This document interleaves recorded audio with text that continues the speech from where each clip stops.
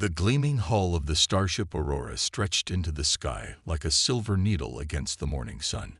Inside the bustling spaceport terminal, 12-year-old Marcus Thompson clutched his travel documents tightly, his eyes wide with excitement. This wasn't just any ship.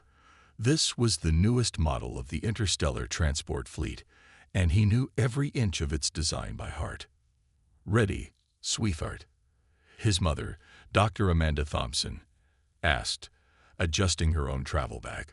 Her lab coat was neatly folded inside, but her ID badge from the Quantum Physics Institute still hung around her neck.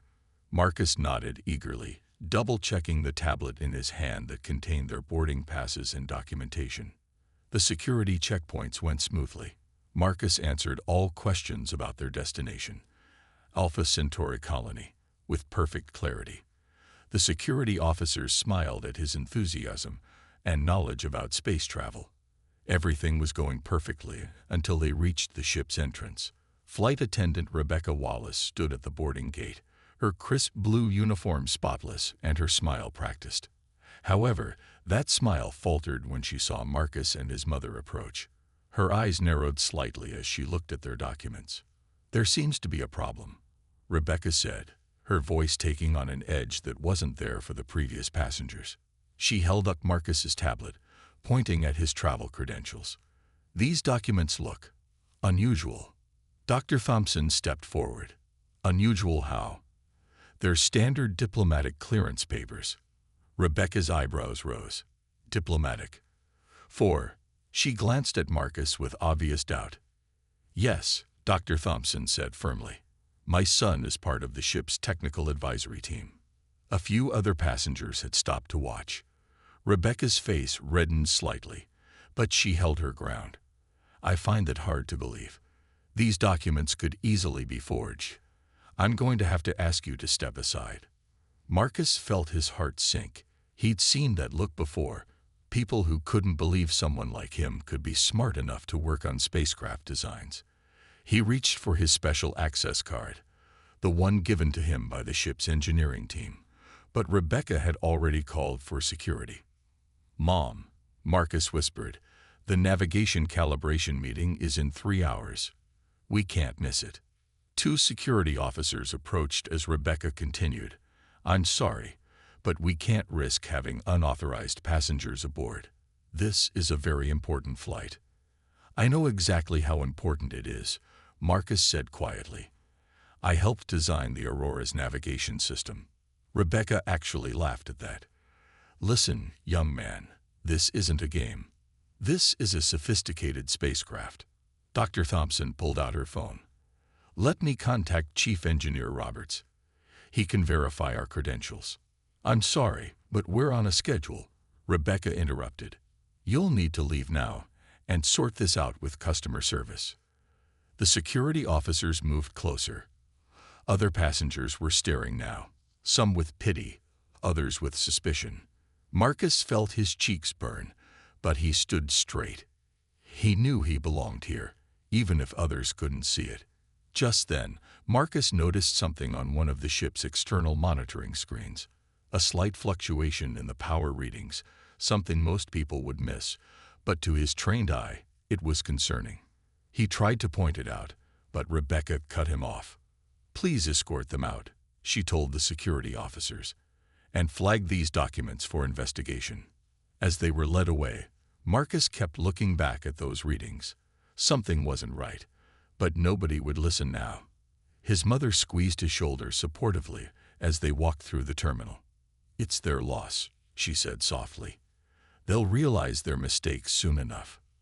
Marcus nodded, but his mind was already racing ahead. Those power fluctuations weren't normal, and with the new navigation systems he'd helped design, any irregularity could cause problems. He pulled out his tablet as they reached the observation area, bringing up the ship's public technical feed. "Mom," he said urgently, "I need to get to a computer terminal. Something's wrong with the Aurora systems." Dr. Thompson looked at her son's serious expression and nodded. She knew that look. It was the same one he had when he'd first spotted the flaw in the old navigation systems, the discovery that had led to his involvement with the ship's design team in the first place. As they walked quickly toward the spaceport's main control center, neither of them was thinking about revenge. There were 300 people aboard that ship, and if Marcus's suspicions were correct, they were all in danger. The real test of character, his mother had always taught him, wasn't how you handled praise. It was how you acted when others doubted you. Right now, Marcus had a chance to prove that lesson true. The Starship Aurora lifted off in a burst of blue flame, its massive engines pushing against Earth's gravity. In the spaceport's observation deck, Marcus pressed his hand against the thick glass, watching the ship rise. His tablet beeped again, showing more concerning readings from the ship's public data feed. "Look at this, Mom," he said, pointing to the fluctuating numbers. "The power distribution to the navigation systems isn't stable. It's like there's a disconnect between the new systems and the old ones." Dr. Thompson leaned over, her scientific training kicking in as she analyzed the data. "You're right. These patterns aren't normal. How long until they reach the atmospheric boundary?" 7 minutes, Marcus replied, his fingers flying over the tablet's screen as he pulled up more technical readouts. That's when the new navigation system fully takes over from ground control. In the ship's cockpit, Captain James Miller noticed the first warning light. It was small, just a tiny yellow dot on his massive control panel. He frowned slightly and tapped it, bringing up the system report. "Control, this is Aurora," he radioed. "We're getting some unusual power readings in Section 7. Nothing serious, but thought you should know." The response came back quickly. "Copy that, Aurora. Our monitors show all systems within acceptable ranges. Proceed with standard launch protocol." The captain nodded, but something felt off. He turned to his co-pilot, Tom Reed. "Keep an eye on those readings.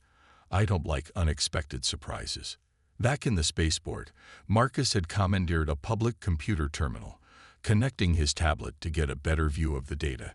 His mother was already making calls, trying to reach someone who would listen.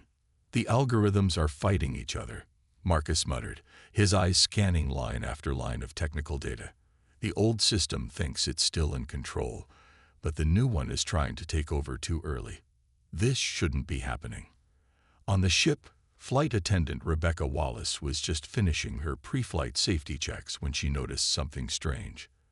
The cabin lights flickered briefly, so quickly that most passengers probably missed it.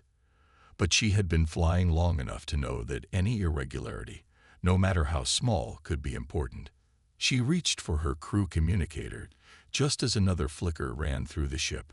This time, several passengers looked up in concern. "Bridge, this is Wallace," she reported.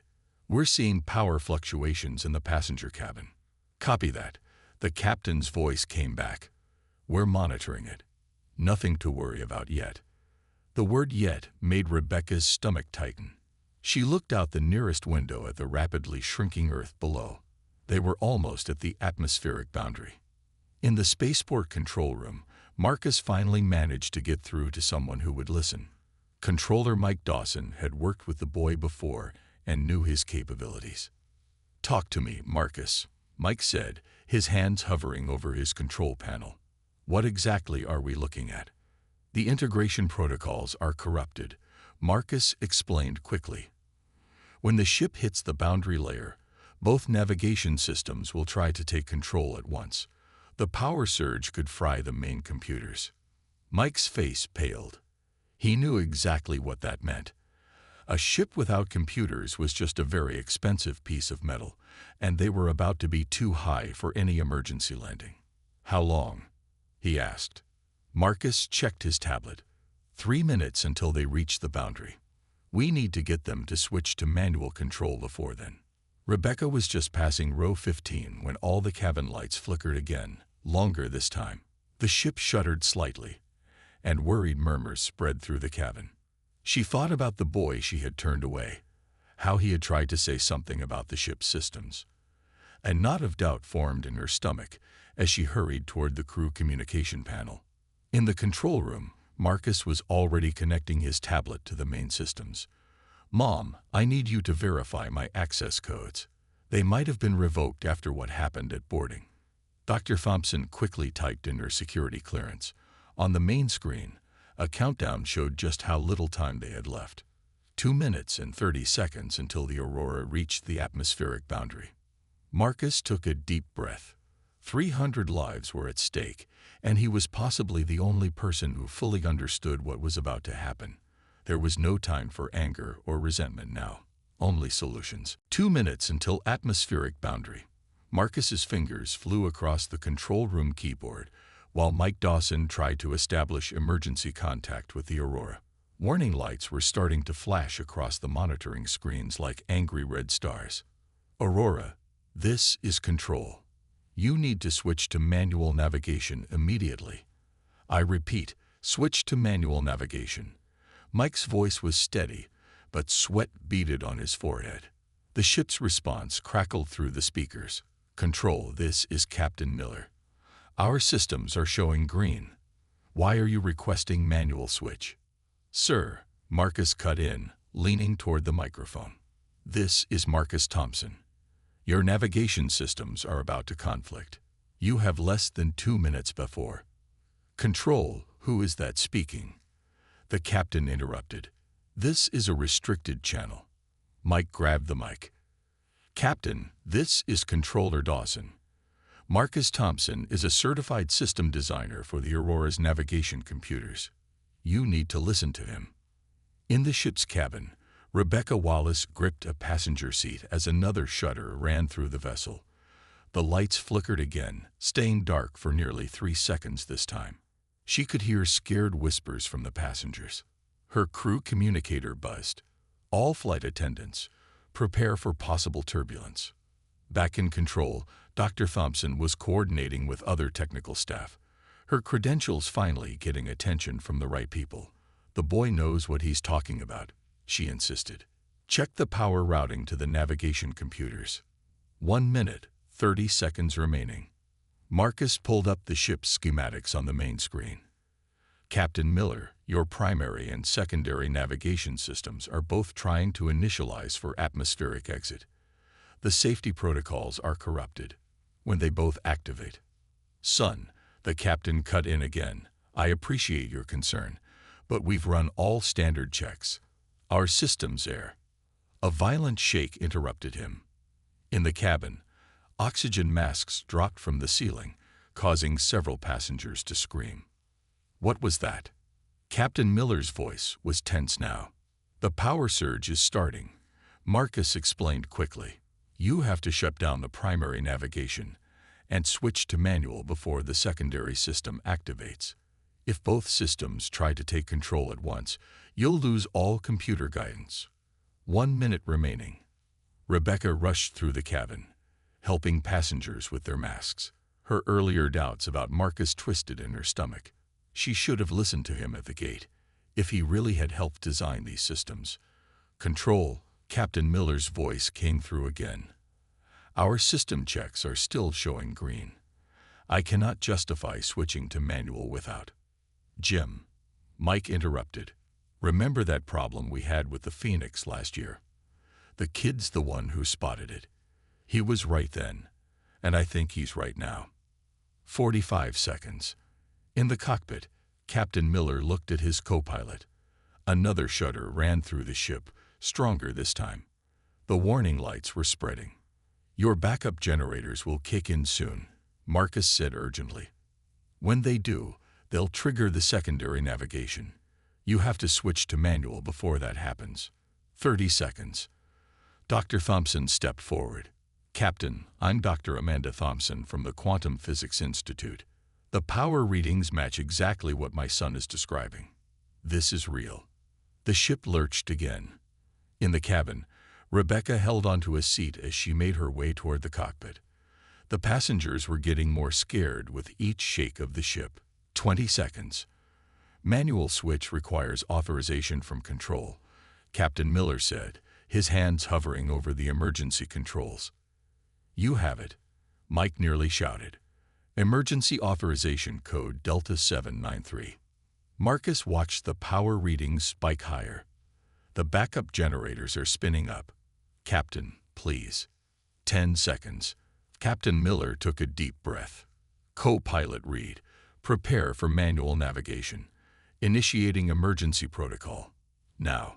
The ship's main lights went out completely for a moment. When they came back on, dozens of new warning lights flashed across the control panel. Navigation systems disconnected, the ship's computer announced. Manual control engage. Control, Captain Miller's voice was tight. We're on manual. Now what? Marcus exhaled slowly, then straightened up. They had avoided the immediate crisis, but the ship was now flying blind at the edge of Earth's atmosphere. 300 lives still hung in the balance, and the hardest part was just beginning. Okay, Captain, he said, his young voice steady and clear. Here's what we need to do next. The Aurora hung in the darkness between Earth and space, its engines humming as Captain Miller kept the massive ship steady on manual control. Inside the cabin, passengers gripped their armrests, the earlier chaos now replaced by nervous silence. Rebecca Wallace made her way to the cockpit, her tablet displaying a stream of urgent messages from other crew members. As she reached for the door, a new message popped up that made her stop cold. It was a crew alert about the passenger they had removed, Marcus Thompson. She quickly opened the file and began reading. Her eyes widened with each line. Youngest recipient of the Global Science Award. Key developer of the Aurora's navigation systems, special advisor to the Space Transport Authority. The boy she had dismissed was actually one of the ship's most important consultants. Oh God, she whispered, leaning against the wall. What have I done? In the control room, Marcus was guiding the captain through emergency procedures. The manual controls are working, but you're going to start losing power to non-essential systems soon, he explained. The backup generators weren't meant to run this long without the main computer's management. How long do we have? Captain Miller asked, his voice tense but professional. Maybe 20 minutes before systems start failing, Marcus replied, studying the power readings. We need to get the navigation computers back online before then. But we have to do it without triggering the conflict that caused this.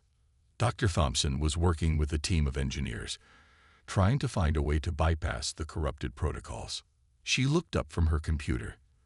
The problem is in the integration software. Both systems think they have priority. Mike Dawson, the controller who had believed Marcus, suddenly straightened in his chair. Wait a minute. Marcus, didn't you write a bypass protocol for testing? Something about emergency resets. Marcus's eyes lit up. The backdoor code. Yes, but he hesitated. It's not officially approved. Using it would be against standard procedures. In the ship's cabin, the lights flickered again. Rebecca hurried to the nearest emergency panel, pulling up the system status. Multiple warnings flashed across the screen. Life support, 18 minutes remaining on backup power. Gravity systems, 15 minutes remaining. Communication systems, 12 minutes remaining.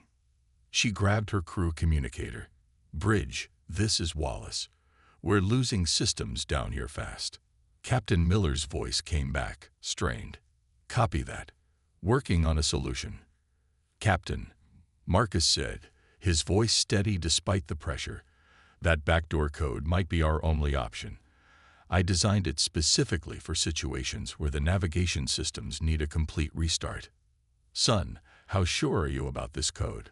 The captain asked. I tested it myself, sir, multiple times. It works. Dr. Thompson stepped forward. Captain, I've reviewed the code myself. It's solid. More importantly, we're running out of options. In the cabin, passengers were starting to notice the growing problems. The temperature was dropping as climate control systems switched to emergency power. The artificial gravity flickered, causing loose items to float momentarily before dropping back down. Rebecca made a decision. She rushed to the cockpit door and entered her emergency access code. Inside, Captain Miller and co-pilot Reed were surrounded by flashing warning lights. Captain, she said, I found out who Marcus Thompson really is. If he has a solution, we need to trust him. She swallowed hard. I made a terrible mistake judging him earlier. Let's not make another one now." The captain looked at his displays. More systems were failing by the minute. The manual controls were getting sluggish as power continued to drain. "Control," he finally said, "patch Marcus through to our main computer. We'll try his solution." Marcus nodded to himself, his fingers hovering over the keyboard. "Okay, first we need to create a secure connection. Once I'm in, I'll need to shut down all navigation systems completely for 30 seconds before uploading the bypass." 30 seconds? Co-pilot Reed looked worried. "We'll be completely blind." "It's the only way," Marcus explained. "We have to clear all active protocols before we can restart with the bypass." The ship shuddered again, harder this time. Warning klaxons began blaring throughout the vessel. "Life support down to 15 minutes, the computer announced calmly. Captain Miller took a deep breath. "Do it, son. We're trusting you." Marcus began typing, his young face set in concentration. 300 lives depended on his code working perfectly. He couldn't afford to make a single mistake.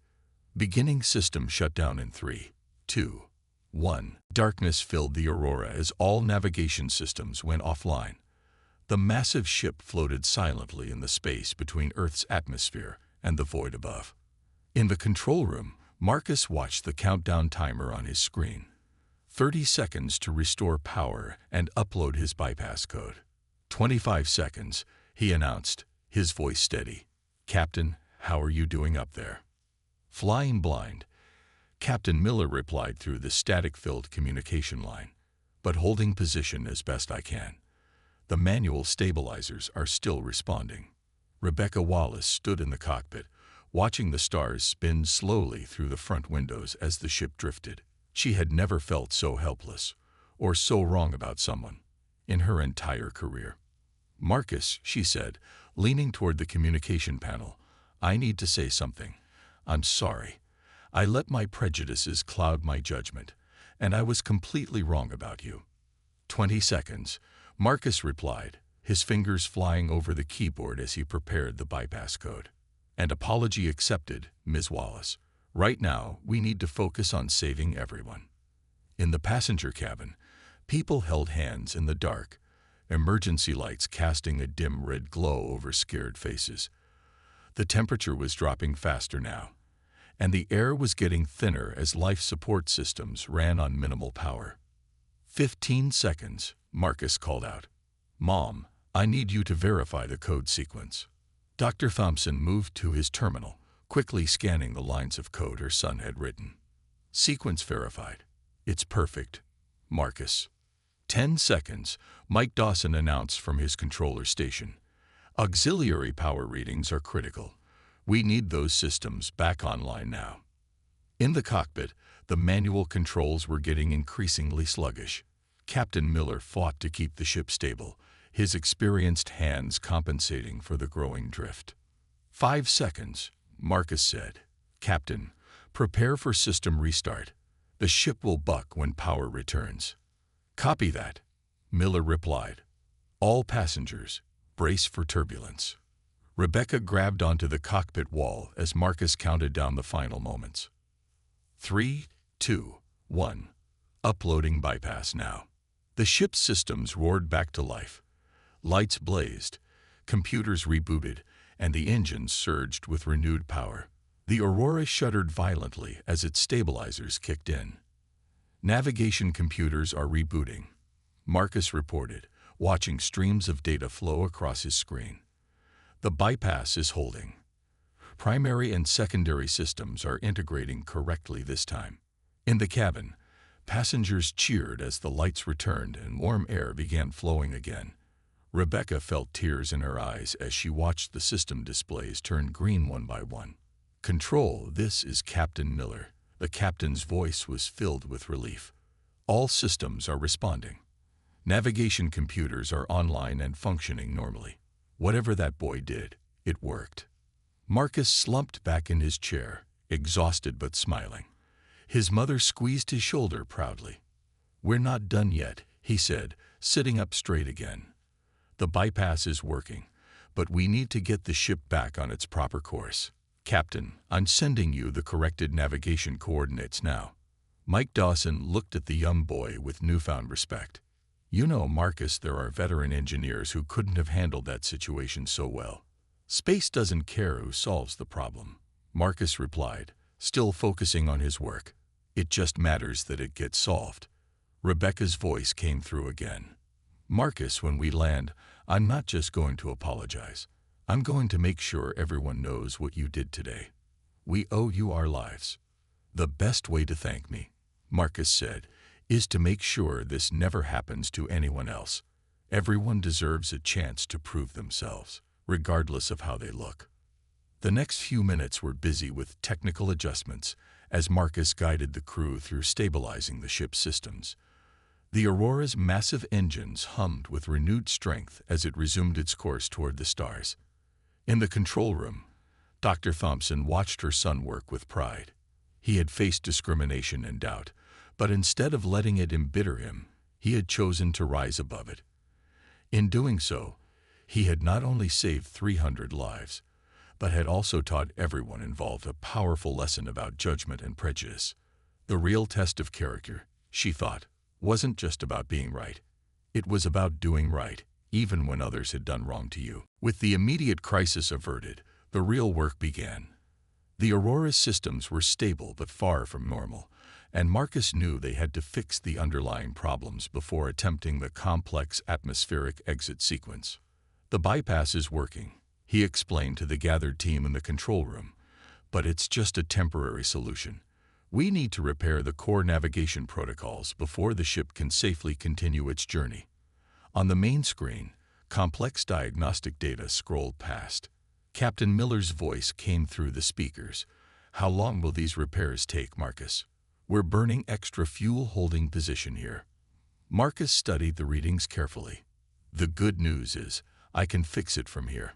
The bad news is, it's like performing surgery on a patient who's running a marathon. We have to repair the systems while they're still running.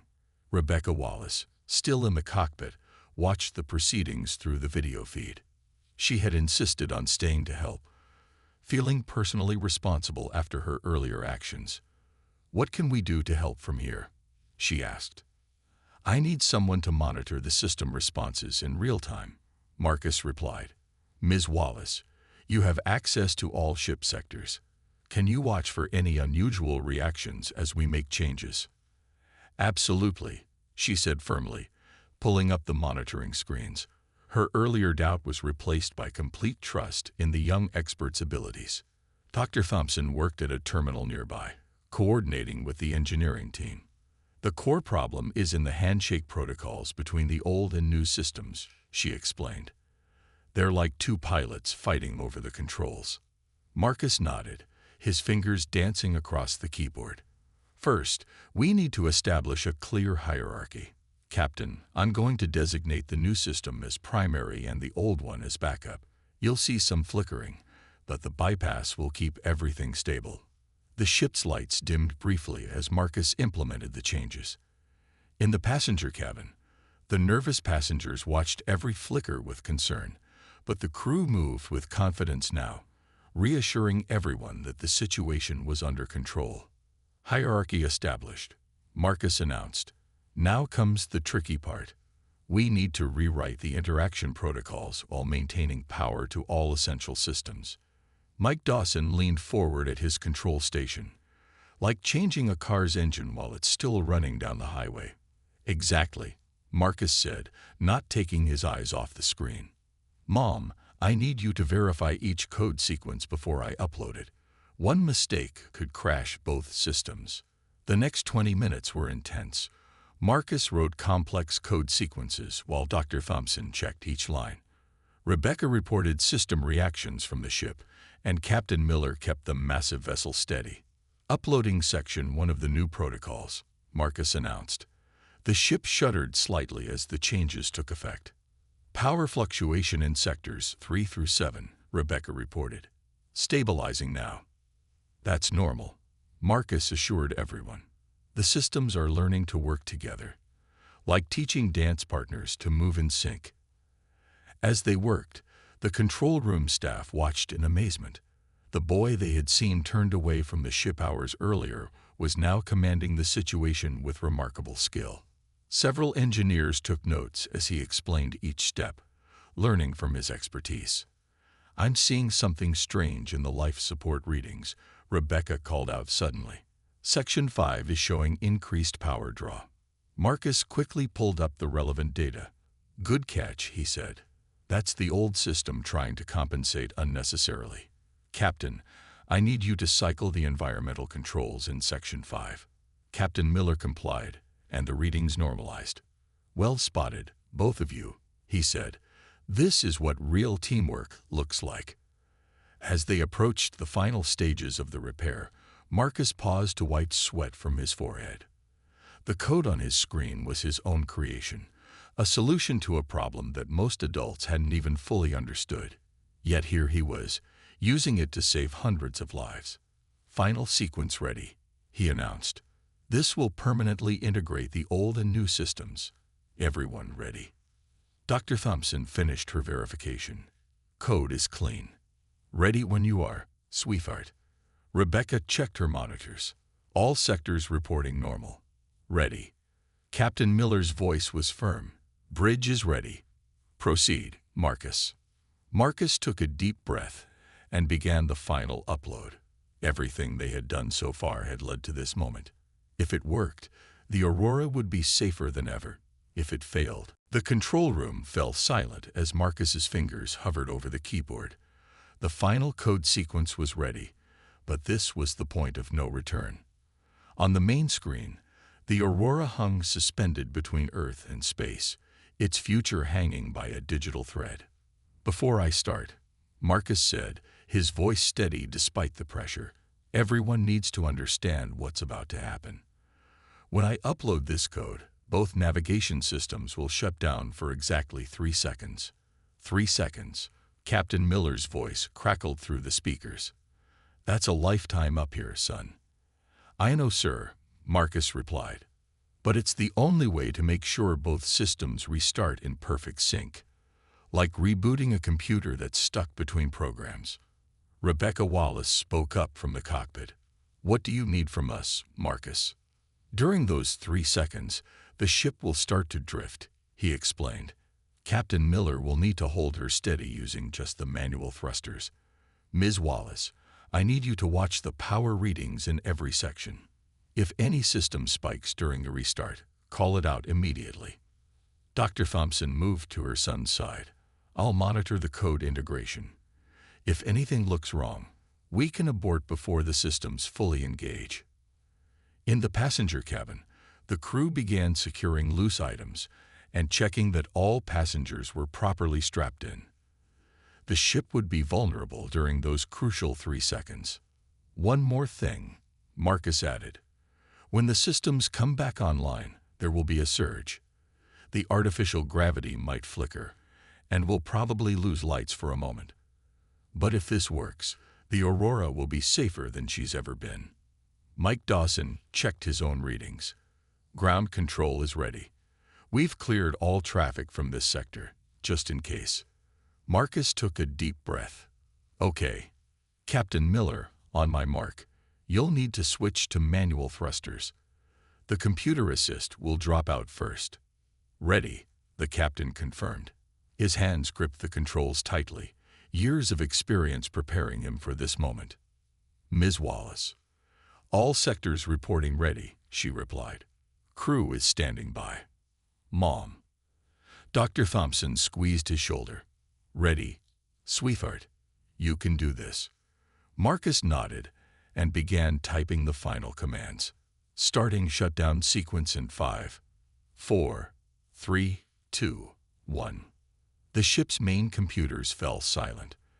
Emergency lights cast a red glow throughout the vessel as the regular lighting failed.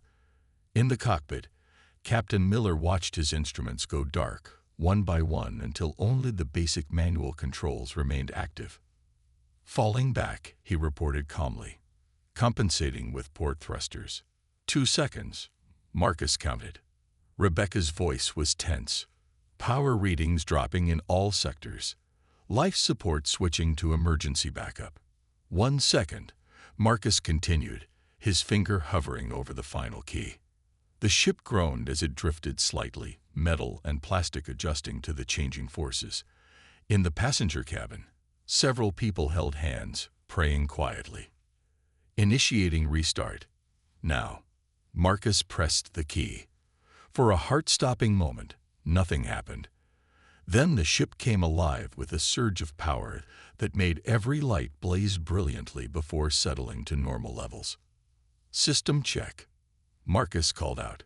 Captain. Navigation responding. Miller reported excitedly.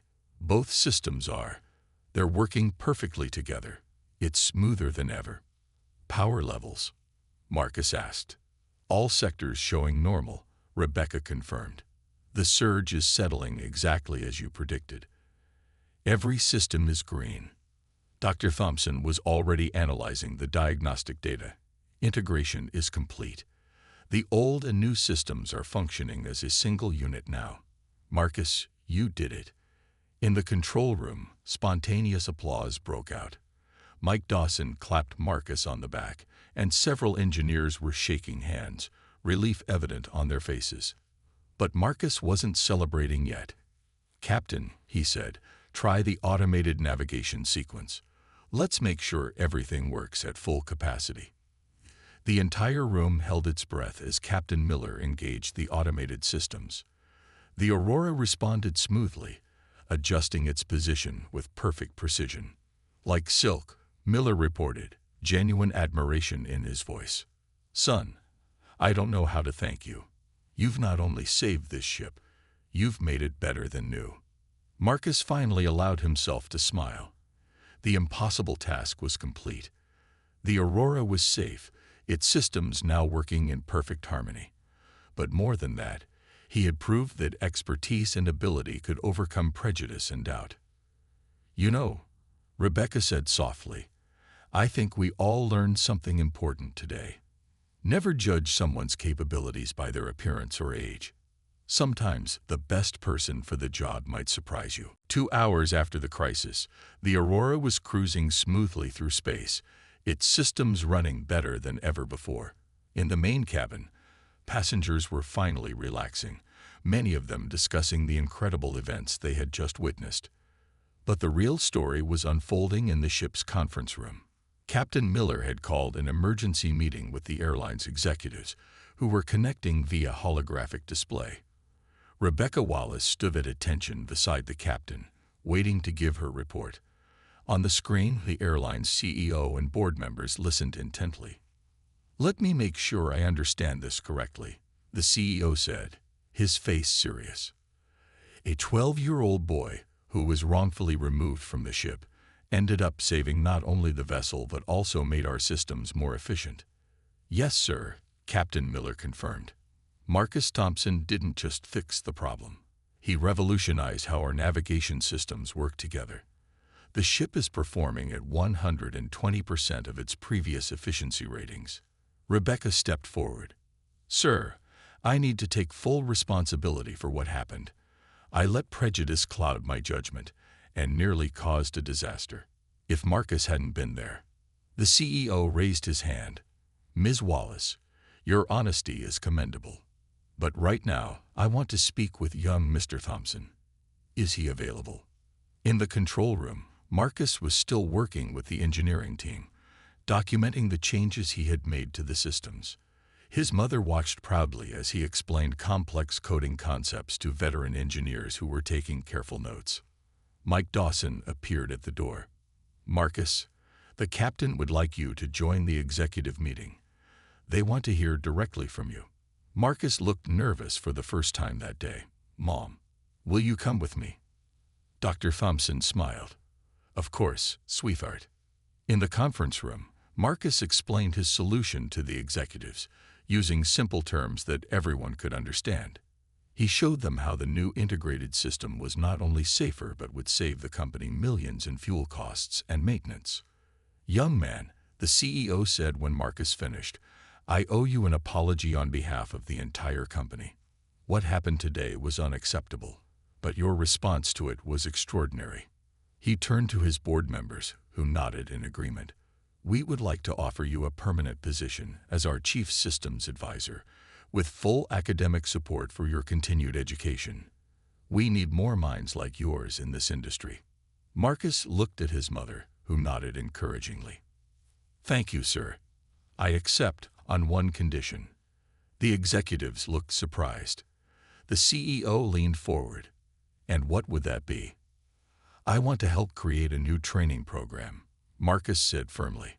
"One that teaches staff to look past their initial assumptions about people. What happened to me today, it probably happens to others too. We can do better." Rebecca felt tears in her eyes as she listened. This boy, whom she had judged so wrongly, was now trying to prevent others from facing the same discrimination. The CEO smiled. "Done. In fact, Ms. Wallace, would you be willing to help develop this program? Your experience today could be a powerful teaching tool." Rebecca stood straighter. "Yes, sir. I would be honored." "Excellent," the CEO said. "And one more thing. Marcus, we're upgrading your family's tickets to first class for the rest of their journey. It's the least we can do." After the meeting, as Marcus and his mother prepared to finally board the ship again, Captain Miller approached them. "Marcus, would you like to see the cockpit before we take off? The crew would love to thank you personally." Marcus's eyes lit up. "Really? Can I?" The captain laughed. "Son, after today, I think you've earned the right to sit in the pilot's seat for a few minutes." As they walked through the ship, passengers who had heard the story stood and applauded. Marcus blushed but walked tall, knowing he had earned their respect not through demanding it, but by showing what he could do. Rebecca watched from nearby, smiling. The day's events had changed not just the ship's systems, but also hearts and minds. Sometimes, she realized, the best lessons come from our biggest mistakes. 6 months after the Aurora incident, Marcus stood at a podium in the company's main conference center. Behind him, a large screen showed the new training program's title, Beyond First Impressions, Building an Inclusive Future in Space Travel. The audience was filled with airline staff, executives, and media representatives. "Today marks the launch of something important," Marcus began, his voice confident despite his young age. "This program isn't just about what happened on the Aurora. It's about making sure everyone gets a fair chance to show what they can do." Rebecca Wallace sat in the front row, wearing her new uniform with its Strategic Training Officer badge. She had spent the last 6 months working with Marcus to develop this program, turning their shared experience into a powerful teaching tool. "Since the Aurora incident," Marcus continued, "our improved navigation systems have been installed in 30 more ships. Fuel efficiency is up by 20% across the fleet. But the most important improvements aren't in our computers, they're in how we treat each other." The screen behind him showed statistics. Complaints about discrimination had dropped by 60% since the new training program began. Employee satisfaction scores were at an all-time high. In the audience, Dr. Thompson watched proudly as her son commanded the attention of everyone in the room. Next to her sat Captain Miller, who had become one of Marcus's strongest supporters in the company. "The Aurora taught us something valuable," Marcus said. "In space, we face enough real challenges without creating artificial ones. When we judge people based on their appearance, age, or background, we don't just hurt them. We hurt ourselves by missing out on their potential contributions." Rebecca stood up next, joining Marcus at the podium. "6 months ago, I made a mistake that could have cost hundreds of lives," she said honestly. "But thanks to Marcus, it became a learning opportunity instead of a tragedy. Now, we're making sure that lesson reaches everyone in our organization." The new training program was comprehensive. It included virtual reality scenarios that put staff in the shoes of those facing discrimination, real case studies, including the Aurora incident, and practical exercises in overcoming unconscious bias. Marcus had also used his new position to create a mentorship program for young people interested in space technology. The company had already awarded 50 scholarships to promising students from diverse backgrounds. "But we're not done yet," Marcus announced. "Today, I'm excited to reveal our next step. The company has approved funding for the Young Innovators Space Program, which will provide opportunities for talented young people regardless of their background. The audience applauded as images appeared on the screen showing the new